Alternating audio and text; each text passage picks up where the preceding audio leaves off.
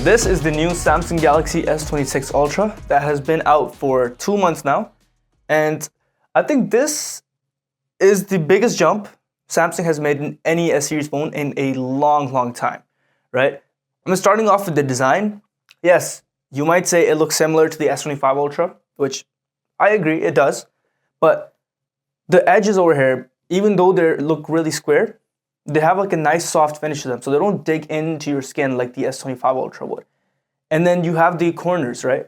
The corners are a lot less aggressive and less sharper than the S25 Ultra, so there's more bigger radius on the corners and the edges. And then moving to the back of the phone, you have the camera plateau, right? Now, the 3 main cameras are now held on a plateau where they're raised up even more out of the body, giving the cameras even more room inside the phone. All right. And then you come down to the phone where the S Pen is slotted. And the S Pen is much further into the radius. And as you can see, the S Pen has a radius on it too. So it only goes in one way. Kind of a bummer, but yeah. And then you move to the front of the phone. And you have the brand new screen. Honestly, this is the biggest feature this phone has to offer. And this would be one feature I would leave any other phone for and come here if I valued my privacy. Meet the brand new privacy display. With the touch of a button, my screen can go from looking like this to looking like this to viewers. Right? So if I'm on the subway and I'm sitting down, I just turn that button, I click that button, and boom. It's like a whole privacy screen protector on my phone. You ever go on Amazon and be like, yo, I need some privacy. You order those protectors. You put it on only to realize that that's kind of permanent, right? If you're trying to watch some content with your friends or whatnot, you can't really do that. They have to kind of like look at the phone directly just with you as well. Or that if you move the phone across this axis, the screen is still perfectly visible.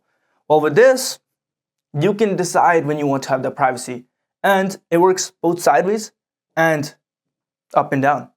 It works all ways. Best part I like about it, you can actually set it so only the notifications and your passwords blur out too. Not really blur out, disappear. So if I get a notification and I want the app's notifications to be hidden, those notifications will only be visible to me while the rest of the screen is still visible to everyone else. Or let's say I'm entering a password. That password will only be visible to me while people around me are just going to see a blacked out version. Which is so freaking crazy, all in a screen. And then moving on to the rest of the screen, right? It's a 1440p screen, just like the S25, S24 prior. 120Hz LTPO display, has all the killer features, and it's a Samsung panel. So the colors are amazing, spot on.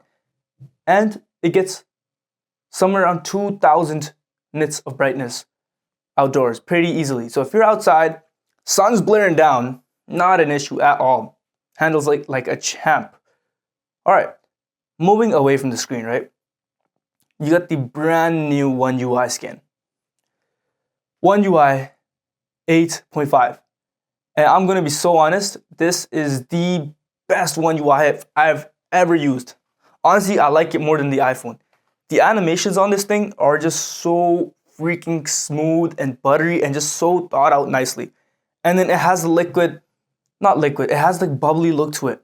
So instead of being squared off everything, the UI just looks so much more welcoming and easier to use, right?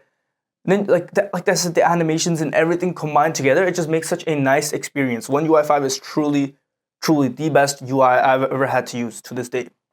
All right. Then coming down to rest of the phone, you got this powerful screen, got this nice animations, and you got to power them somehow. So you have the Snapdragon 8 Gen 5 for Galaxy. Right, so this is the slightly overclocked version of the Snapdragon 8 Gen 5, and this is probably one of the most powerful phone CPUs on the planet at the moment. So performance-wise, there are zero complaints. This thing has not lagged on me once, right? I'll have Spotify open, I'll have like some other background apps open or something, and I'll open Pokemon Go, and it just goes right through. Like it's crazy how fast it is, right? And then you might be like, okay, well, the battery's got to be bad, right? I mean, you're powering all this entire phone. And the competitors have just much bigger batteries. So what's the issue? What's the deal with that? What's up with that? Samsung gives you the same 5,000 milliamp hour cell that you've been getting in every other phone 6 years. So the S20 Ultra to all the way to the S26 Ultra, same 5000 milliamp cell. But the battery difference I have noticed between this and the previous gen is kind of big, right? Like an hour or two more. And compared to my S23 Ultra, oh, it smokes it. Like easily all day battery life. And with normal usage, you can even hit 2 pretty easily, right? So I have not any issues with the battery one bit on this phone.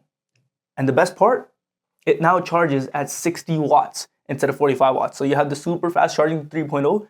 And if you have a charger that can do 60 watts, oh baby, this thing is gonna go crazy. Like it will charge in an hour or less. That's how nuts it is, right? And the wireless charging, of course. Can't forget about that, right? Samsung classic. You place your watch on the back of the phone, it starts charging it. You place your earbuds, starts charging it. You place your other phone, your friend's phone, and starts charging it, right? You can't forget about that. And then you also have 20 watts wireless charging too.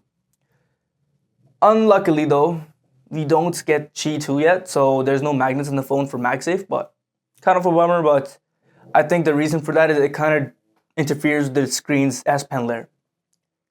And that brings me perfectly to my next point, the S Pen, right?